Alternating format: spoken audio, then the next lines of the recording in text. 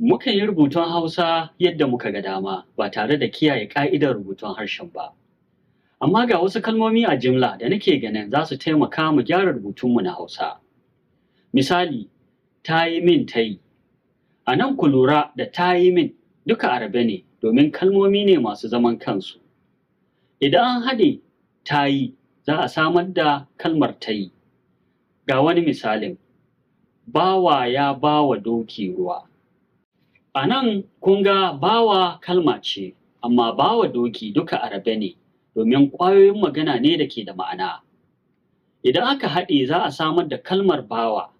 Ga ƙarin wani misalin, ta zata ba za ta zo ba. Nan ma ku lura da kalmar zata da kuma zata.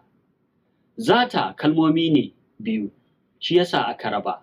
Zata kuma kalma ɗaya ce. Da fatan waɗannan misalan za su taimaka mu gyara rubutunmu na Hausa.